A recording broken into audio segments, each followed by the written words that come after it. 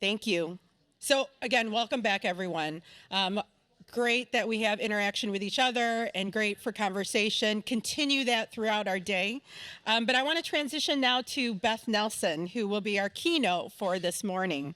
So many of you may remember who have been with us for the last couple of years. Beth came to us last year, and we've actually asked her to come back again to share some great insights to our Women in Philanthropy program. So Beth Nelson has 20 years of experience in fundraising and advancement consulting. Currently, she serves as the CEO of Plus Delta Partners, a consulting firm that delivers professional development services to nonprofit organizations. At Plus Delta, she worked for 7 years as their chief client officer and 4 years as senior consultant. In 2012, in that latter capacity, Beth began her partnership with Michigan State. Outside of Plus Delta, Beth has served as the Associate Vice President at Temple University. She also served as Associate Vice President of Development at Alumni Relations at Lafayette College. Beth has her MA in Higher Education and Student Affairs from The Ohio State University. And a BA in Math and a BA in Psychology from Lafayette College. I do want to note that Beth, a side note, when she was here last year, she just felt like she was like, I need to be part of the green and white. And so I just want to applaud her for her outfit today to represent MSU. So with that, please welcome Beth Nelson. Look at this. Thank you, Amy. I appreciate that.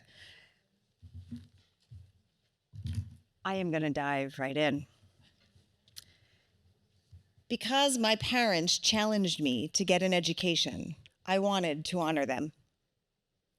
Because I wanted to create for others a home away from home. Because why wait if I am able to expedite the happening sooner? Because I recognize that if I go first, other women will follow. These are all reasons given by women philanthropists about specific gifts that they have made. And as we go through our time together today, I'll start to share more about what those stories are. But we're going to spend this first hour, there will be some interaction within it, but the first hour really talking about motivations for impactful actions, the how and why women give. And then we will take a break for lunch, and we'll do more of a reflection exercise on the end of that. We'll start with decision making, because the reality is, in the partnership that we've had with Michigan State over the years, we've started by working with the frontline fundraisers. Since then, we've worked with deans, coaches, athletic director, and alumni engagement staff. And all of what we're working on and thinking about is that philanthropists have to make decisions constantly. There are so many nonprofits out there to which they could give, in which they can invest. There are a lot of decisions that go on. And so if we can really understand that decision-making process, we're going to share with you how we think about that and talk about that in the work that they do. Then we'll get into why are we even talking about women's philanthropy? There are some people that feel like this is a really important topic, and others say, I don't really even think about it any differently than I would anything else. And so I don't understand why we have to. So we'll spend just a little time reflecting on why that is. Some of that will be a bit of a repeat of some of what we had covered last year, recognizing that not everybody necessarily was in the room last year. Then we'll get into the specifics of how and why women give, motivators, priorities, and impacts, and get to the point of writing and sharing our own stories of philanthropy. And that's combining, this is the overall 2 hours. So decision making.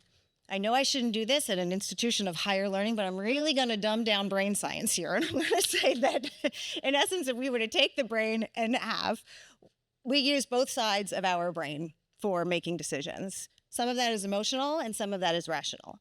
And most of the decisions that we make, we are going back and forth between both of those things. Sometimes we don't even realize how that's taking place, and other times it's a deliberate back and forth around that. We're all tied together in some way for Michigan State University. I don't know if everyone in the room is an alumna, but what I will say is, if you did attend a university, think about that college decision process, how you decided the college you were going to go to. You might have children that are in this process right now. And it often starts with some really rational kinds of decisions, like how close or far is it from home, depending on what they want. Does it have my area of study? Does it have an activity that I want to participate in, potentially a sport? So all really rational decisions that go from the large, vast amount of institutions into a smaller subset from which they choose. Oftentimes, when you ask a person why they chose that specific institution, what do we typically hear? Somebody else went there. Sometimes there's this personal connection. It might be a legacy that pulls us in. Other things?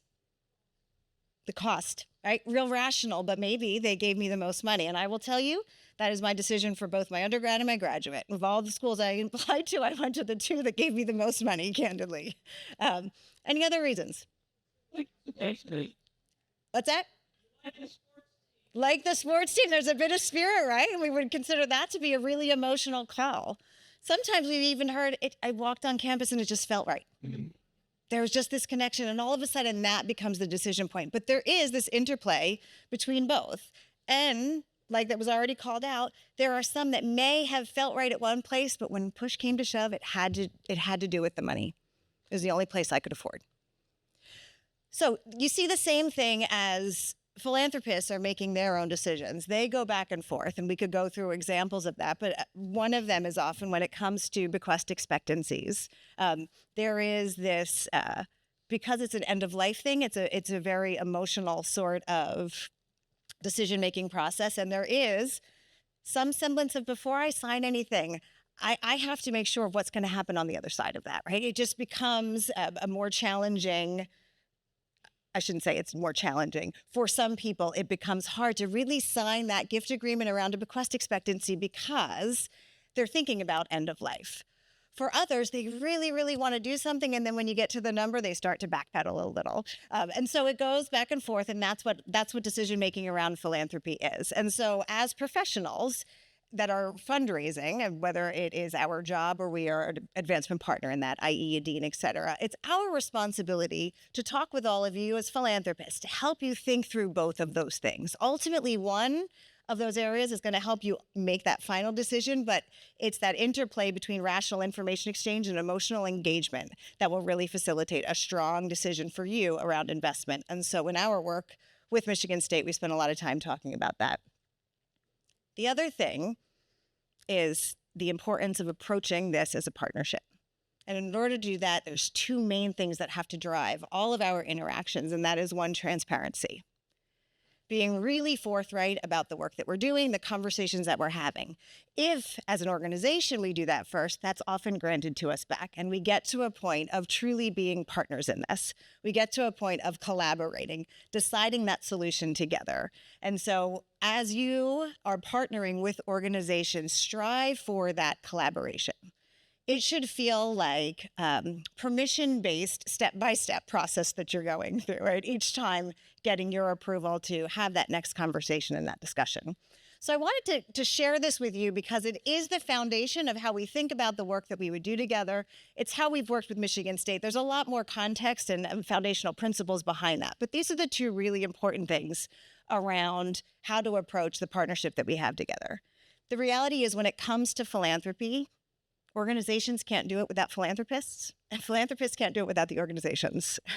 We need that match there, and we truly are partners. And when we can get to the point of establishing that relationship, we're in a really sweet spot to make amazing things happen.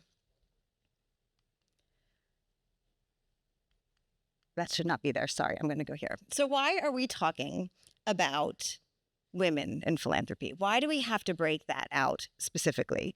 And there's a couple of reasons for this. One is about wealth. The amount of wealth that women control at this point has shifted a lot in recent years and will continue to shift. Another is the philanthropic power of women.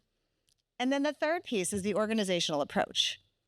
Because there are shifting dynamics that are going on in terms of wealth and the power of women in philanthropy. And organizations haven't necessarily caught up. And so this has become something that has been studied because it's important to make sure that organizations know how to engage with women in an appropriate way that allows them to do what they want to do from a philanthropic motivation standpoint. So that's what gets us to the point of studying all of this. So women's philanthropic power. In 80% of households, women are involved in the philanthropic decision-making process. 61% of those households say that they make that decision together. And I will say, as you reflect on your philanthropy, if you haven't spent a lot of time yet thinking about how do I make these decisions, who do I consult in this, who are an important player in that, it's important to start thinking through that because, again, a fundraiser that you work with should be asking you these questions. But if you have some time to really reflect on who are the important entities in that decision making for you, it matters. Of the households that make these decisions either separately or one individual does that, 16% of that that are driven by women.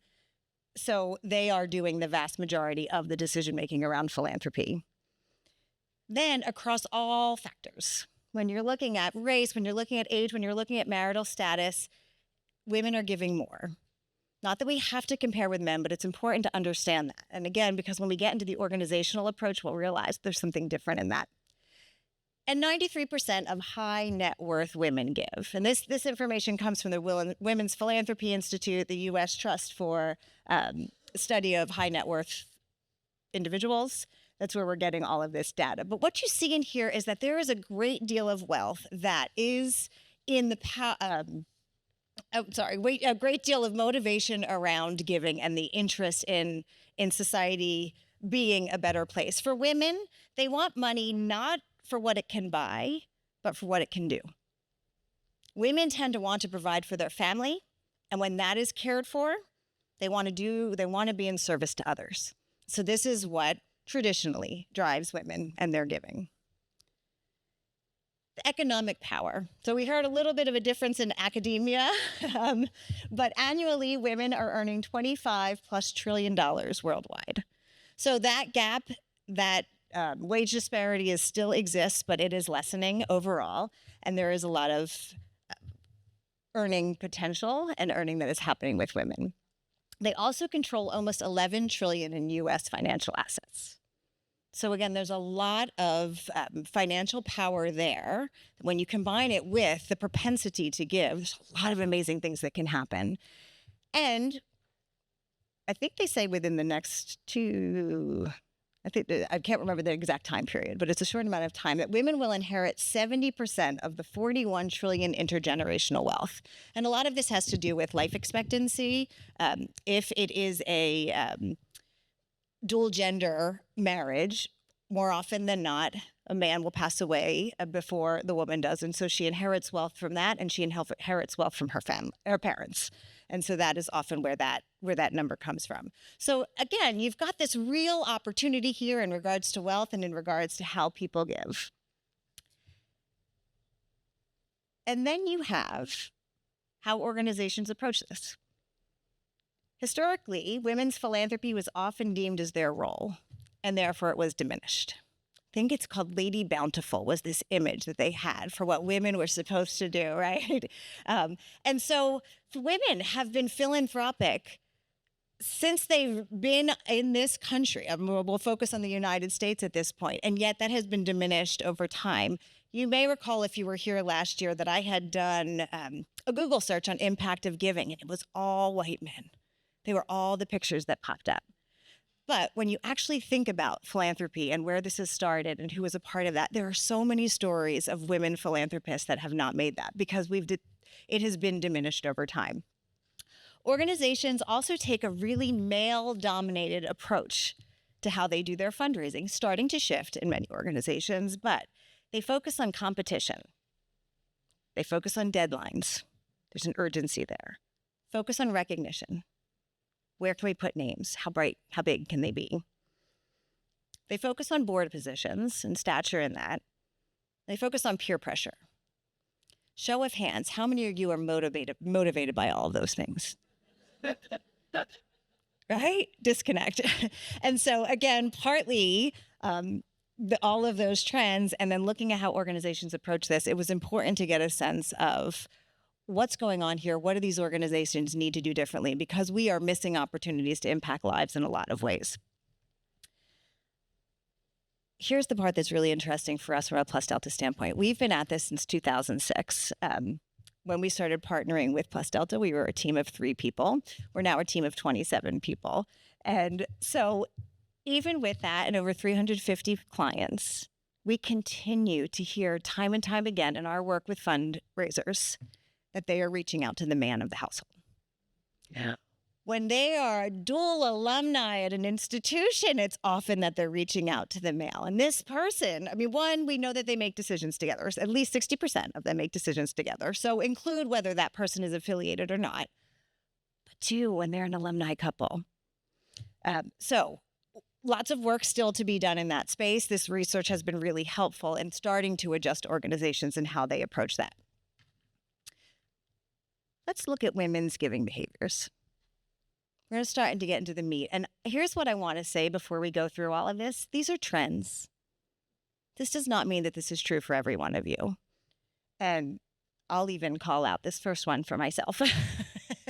But generally speaking, when you look at women and their giving patterns and their giving behaviors, women often expect engagement before giving. I do have instances where I've had women tell me exactly that they need that. I will tell you right now, as a CEO of Plus Delta and having a 7-year-old and a 6-year-old, I have zero time to be engaged. Just ask me for money and I'll give it to you right now. I can't do engagement. And so that can adjust. And you'll find that as you go through life, what you have the space for, where you want to invest your resources is going to change over time. And the exercises that we go through later, that's going to be for this moment in time for you. And it's important to continue to reflect on your philanthropy and the shifts that you might make over time, because it doesn't have to stay the same. And the beauty of life is that as it progresses and shifts, we learn from it, we experience it, and we can change our motivations. But many, many women expect engagement before giving, or need to be actively engaged in order to be able to make a gift. I will say it was through engagement one of the becauses came through. There was a student who was on a crew team at an institution, and they were doing a boathouse for this institution. And in this instance, they did approach the parents, but the woman was the decision maker around the philanthropy for this household. And I believe it was $1 million project, and she had committed to $250,000. And so she came back and was engaged, was talking with the coach and experiencing some of what the crew team was doing at a different point in time.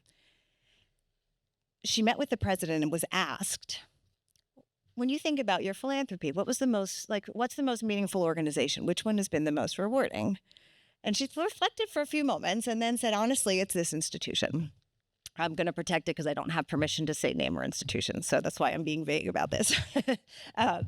And so she went to her hotel that night, and then in the morning woke up and realized, walked up to, was actually the fundraiser, not even the coach, and said, you know what? Why should we wait when I have the ability to make this happen? I'm going to commit the other $750,000 and let's get this boathouse done. And it was that engagement and that reflection that really motivated her to do that. And so it does become an important part because it allows the feeling, right? It allows that emotional side of the brain often. And so that's why it does play a role in many women's philanthropy. Women tend to spread out their giving across many organizations, oftentimes more than men. Men localize that a little bit more, prioritize that a little bit more. Women tend to spread that out. So interestingly, when an organization will look at women's giving to their organization, it may seem smaller. The amount that they're giving is not less. It's just that it may be at that organization because they're spreading it out over many. As women start to think about really investing in an area, so different from what we'll consider annual giving, sometimes deemed a transactional sort of giving, when it gets into more of the major giving, transformational giving, you start to make different kinds of decisions, and that can tend to narrow the list for women and their philanthropies, but that is a reality that probably a lot of causes that they care about. Sometimes maybe the inability to say no. We might be inflicted with that ailment at times. They employ connections. Women have been giving in giving circles for quite some time now. In fact, when you look at giving circles, 70% of the individuals that participate in them are women. And so this opportunity to collaborate with others in their overall giving becomes an important part of this. Sometimes this connection is just the opportunity to talk with someone and learn from them. Sitting in a room here, I don't know how many of you started to even get inspired about either initiatives or the stories that people are sharing around philanthropy, why they give, where they give, and you'll hear more of that today. We tend to learn and grow and reflect from what we hear from others. And so those connections are a really important part. Also, the use of storytelling. And so the storytelling comes in a couple of ways. One, women's ability to articulate the things that are important to them, sometimes processing that out loud, but it really provides greater conviction. It provides greater clarity. And hearing from others allows them to get there, because we can be more empathetic, it allows them to get wheels turning and start to be inspired in ways that maybe they hadn't. And so the ability to share stories, connect with one another and share stories has often bolstered women and their overall giving. I'm going to pause here and say, show of hands, how many of you have, either through Women in Philanthropy and other sessions, how many of you have thought differently or been motivated by hearing another person's story? Okay, so that was simple. I also think about this, and it was Ursula and Christina. Christina, is that right? When Christina had been talking about what she wanted to do in terms of policy, and then Ursula said, I think it was an internship that I took part of, and she's like, I'm going to give you that information. This sense of women also building women up is a really, really profound aspect of the philanthropy. Women do more diligence in understanding the organization. They want to get a sense of it. A lot of that comes down to trust, but they want to get a sense of, do they trust this organization? Is this something that they can see themselves investing in? What will the money do? There is an aspect of accountability that fits into the overall philanthropy that ends up being an important part. Show of hands, how many of you can relate to the accountability piece? That before I invest, I want to know what's happening with that. Yeah, okay. Women are also empathetic and altruistic. I probably don't even need to tell you that, right? That is very different in terms of how men will often give. And it's going to sound negative. This is not negative. They give in ways that they think about how it impacts themselves. Again, speaking generally, women tend to do this, not that they don't think about themselves at times, but they tend to do this more around the social impact it will have on others. And so that empathy and that altruism comes into play in their philanthropy in a different way. Again, probably feeding into why they give to a lot more organizations. They also gravitate toward high impact over high visibility. Again, counter to how many organizations approach that philanthropy, and why, as we get to reflection, thinking about how would I want to be recognized for this? How might I want to be stewarded is an important part. And sharing that with the organization is going to be really critical to the decisions that you make. But that high impact and the difference that it makes is really an important component. Mo Willems. Is anyone familiar with Mo Willems? An author. Elephant and Piggy are some books. Pigeon books. Does anybody know? Don't let the pigeon drive the bus. You're familiar with that? Yeah, okay. So Mo Willems is known for humor. He's known for his children's books that are very funny. Laugh out loud funny, some of them. But Mo Willems wrote a book called Because.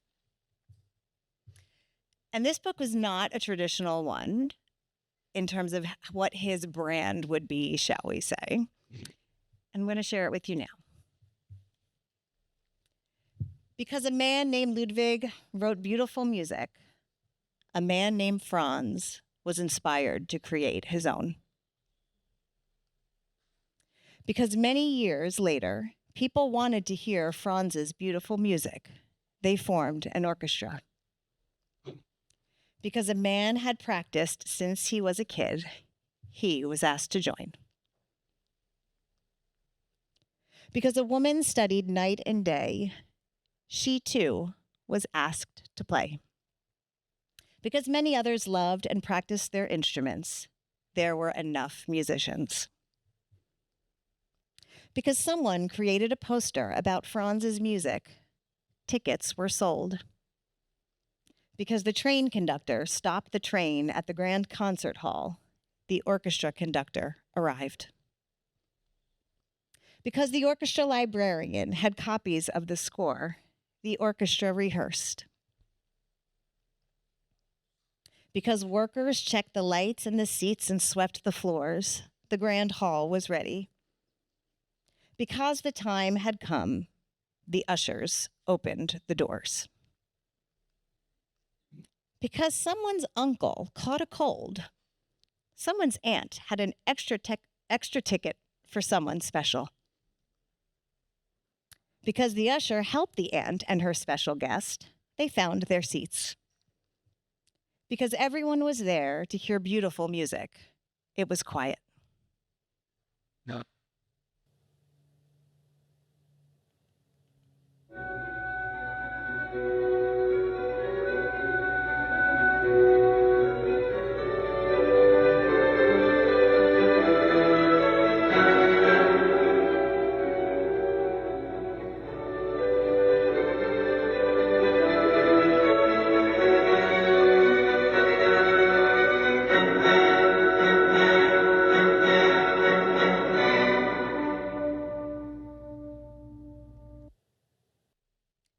In row C, seat 14, sat the girl with the uncle's ticket.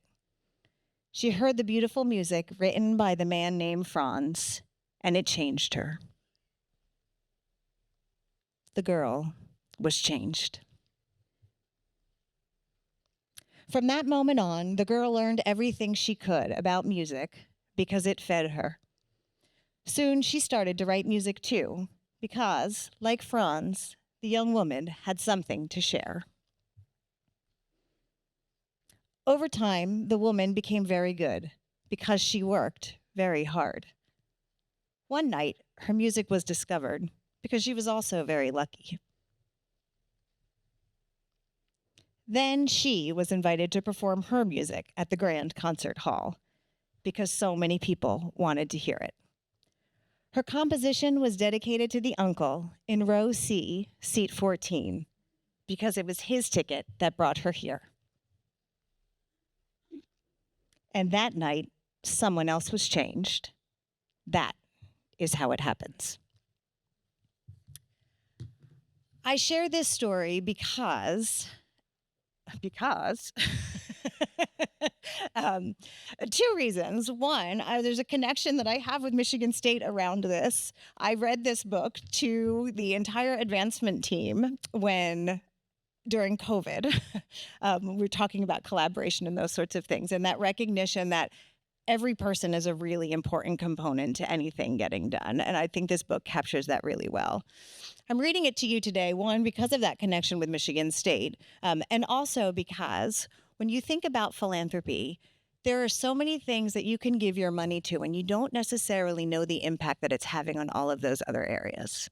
And you don't know that the one thing may happen that can cause another effect and another effect that can be a really growing and powerful impact overall.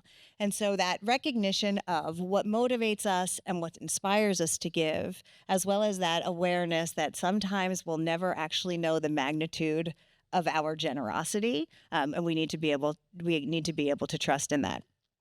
I was sharing a story last night with Marquita. Is that the right name? Marita, thank you. Oh, hi, there you are. You're right in front of me. That I was at an event and a scholarship recipient was talking about the family scholarship that he had had. He was a student athlete. He was on the football team. This is not at Michigan State, another institution. And said, while he was delivering some remarks, that there were times when he was exhausted and getting up for practice had no interest in it, and going to class had no interest in it, let alone continuing to study. And he goes, in each one of those moments, I paused and I thought, I've got the Bean family name on my back. I got to do this.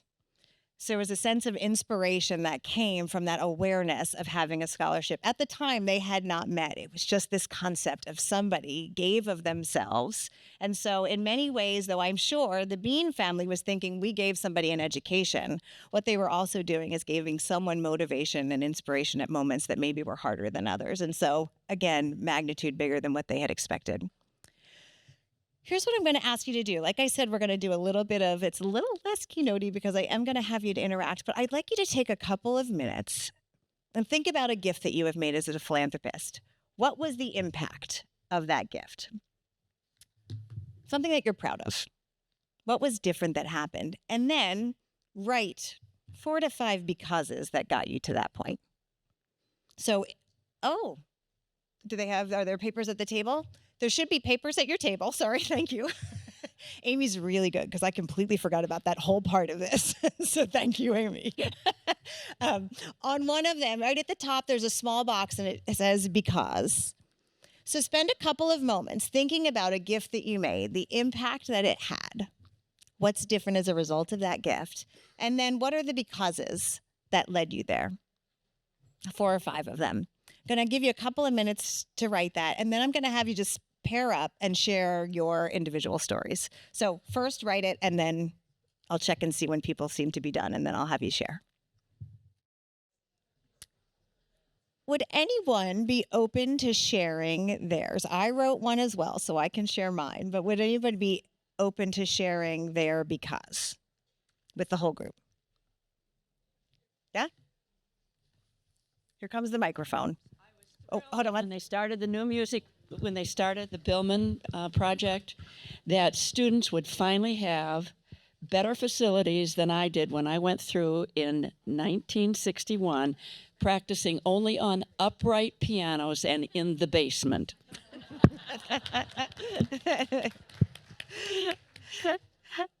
Excellent. Does anyone else want to share theirs? Over here.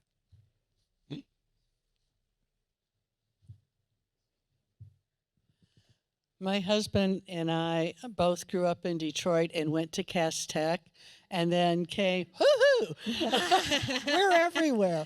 And then we both came to Lyman Briggs 2 years apart when Lyman Briggs got invented, actually. So a couple of years ago, we were able to set up a scholarship for a student to come from Cass to Lyman Briggs. And some of the becauses were because we thought that was a very powerful combination for us. We also wanted to help increase diversity in Briggs because Cass Tech today is largely people of color. And when we were going to school, we could afford to work our way through school, and kids can't do that today. Thank you. Here's what I wrote. Because a woman named Pam Brewer wanted students to have a voice, she created a committee to form a leadership institute. Because this administrator saw potential in me as a student, I was asked to be on this inaugural committee. Because it was successful, it went on for many years. Because I took a job at that institution as an adult, Pam and I reconnected and became the closest of friends. Because she passed away suddenly in 2022, I was invited to honor her legacy. And now, annually, a cohort of students are able to be provided leadership education and experiences over multiple semesters in the Pamela E. Brewer Leadership Initiative. Oh, you don't need to clap. And we'll give that clap to Pam.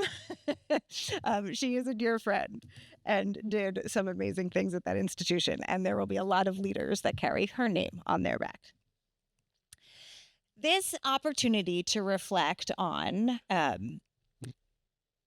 your motivations behind why you give to different initiatives is a really important part. When you can understand what your motivations are around philanthropy and giving, you can start to translate that into particular interests and areas and particular priorities, as well as then define the type of impact that you want to have, the change you want to affect. And so in the Plus Delta, when we were working with institutions, we created this thing called a giving formula. In essence, a checklist of things to think through. But because it's a giving formula, I want to share it with you because it is something that you too are engaged in discussions around each of these things. And what we say to fundraisers is you have to walk donors through this conversation before you're able to ask. If you don't actually dialogue about all of these, you're asking too soon. What I'm going to say to you as donors is reflect on all of these things, engage in discussions around each of these things, and then that's when you would be ready to give. And we're thinking about this in more of an investment in something that you care about. So a little different than maybe an annual gift that you might make in response to, is it Give Green? Give Green Day? Is that what it's called? In response to Give Green Day, or a response to, do you even have Greenland anymore? Okay, I'm a student calling you. Oh, do we have one here? Oh, I think that's fabulous. That is, welcome. So let's review what that formula is. Obviously, there is some capacity, right? There's some wealth that you have. And in particular, as you think about this, what you would be thinking about, so you're looking at the top of the formula here. What you're thinking about in terms of capacity is, of that capacity, how much of that are you going to put towards philanthropic investment? All right, so it's your philanthropic capacity. And then your inclination, that's when we start to really think about what your motivators are.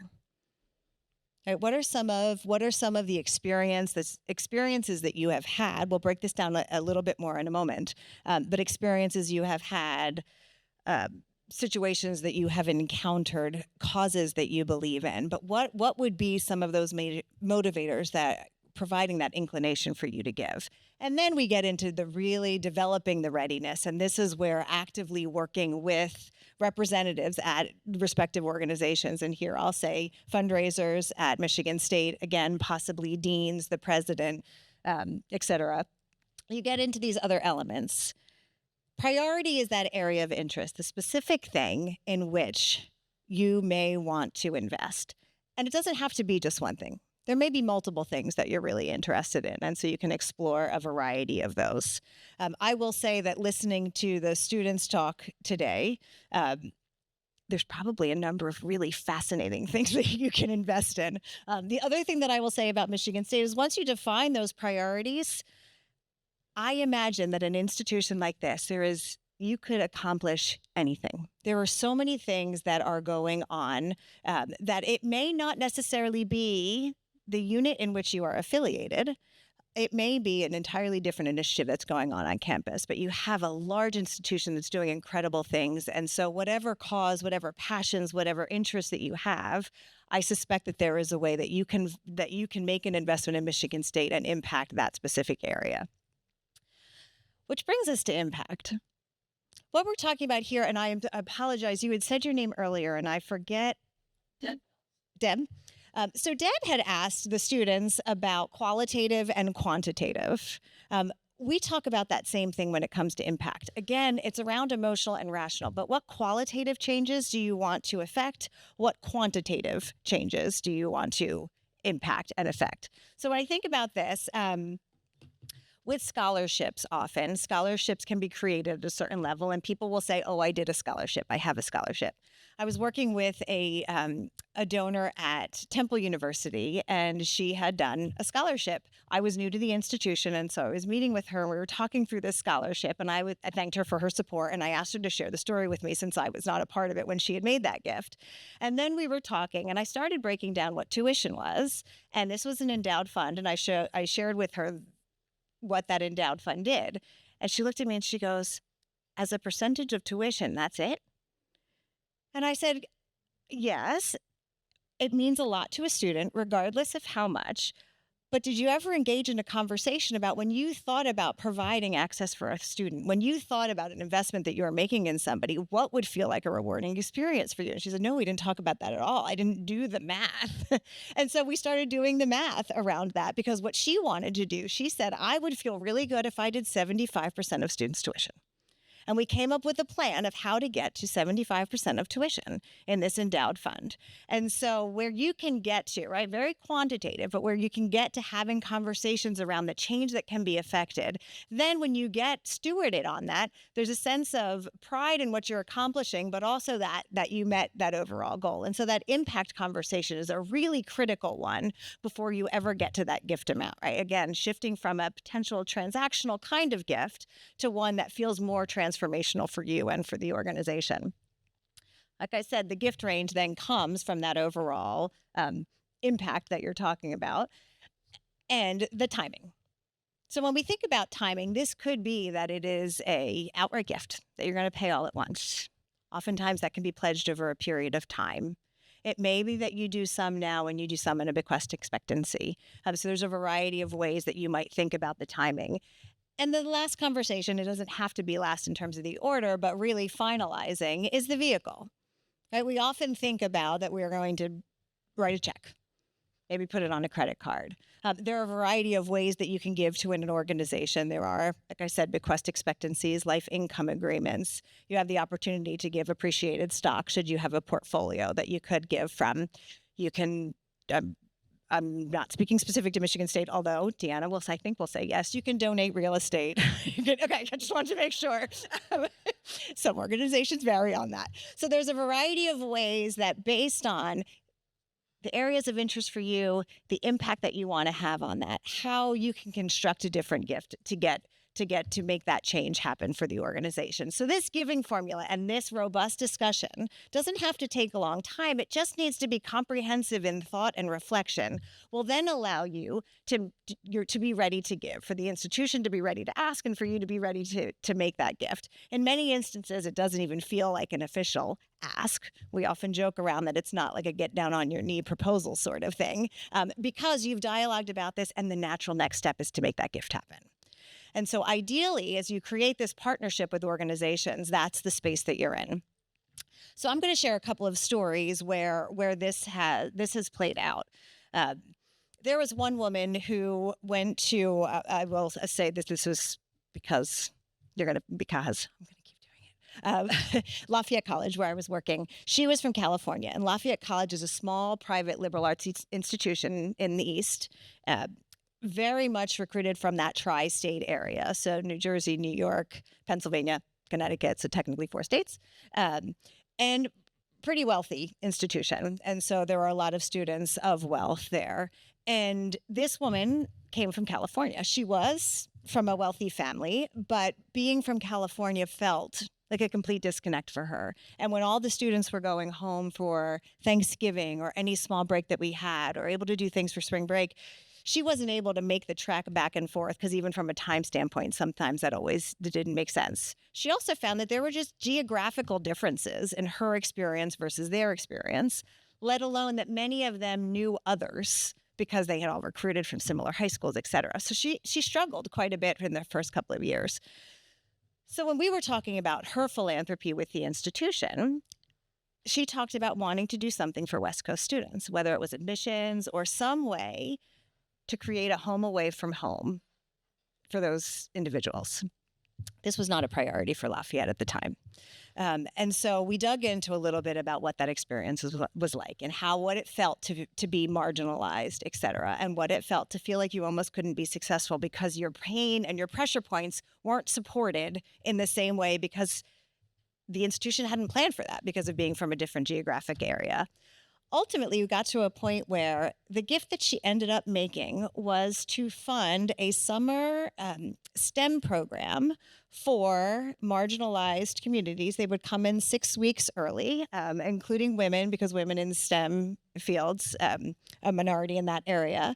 They would come and be given an opportunity to learn the institution, to do some basic education and learning to level the playing field for some of them, depending on where they came from, to create this sense of a cohort so that they had relationships before everybody else got there.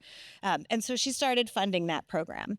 This was not a direct line between what she said her pain point was and the problem she wanted to solve, but the why underneath it and the experience that the students were having were very similar. And so we were able to align her interest with a priority at the institution at the time. that went on a couple of years very successfully. And ultimately, we got to the point where we were able to have a conversation about endowing that. So, sure enough, she agreed to make a $2 million gift or an impact here to endow that program in perpetuity.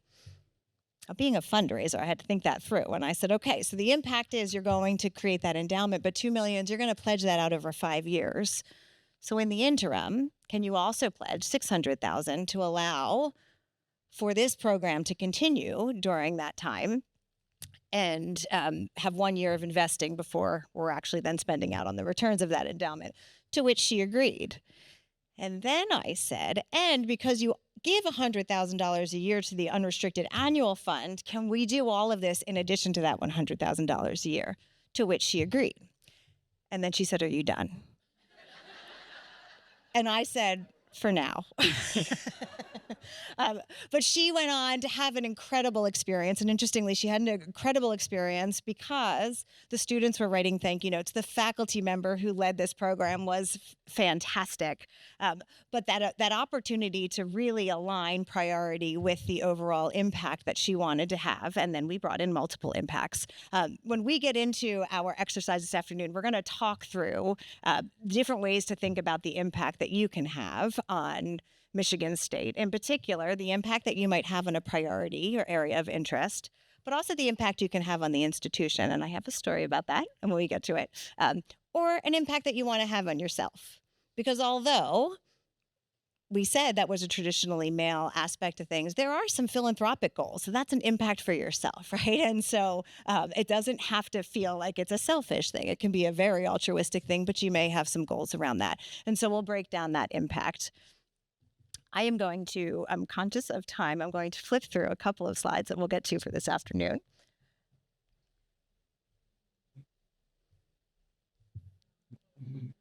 And I'm going to get back to stories. There's a theme here. Now, Hamilton. How many of you have seen Hamilton? Okay, a lot. How many of you saw it in East Lansing? Me too. It's another connection that I feel like I have with Michigan State. I have a lot of love for Michigan State and a lot of connections and things that you have afforded me, including the opportunity to see Six last night. Thank you very much. But I did. I had the opportunity to watch Hamilton at the Wharton Center, which was phenomenal. And Eliza Hamilton, a philanthropist from many, many years ago that often goes unrecognized in this regard, tells us about it in her. Philanthropy allows you the opportunity to tell a story. It may be a story of experiences that happened to you, but we're going to spend some time this afternoon after lunch starting to create some of that story for you. And again, about what that impact could be at Michigan State. You will hear from Eliza Hamilton. She had a rational, hundreds of children. She had an emotional. I get to see, in their eyes, I see you, Alexander.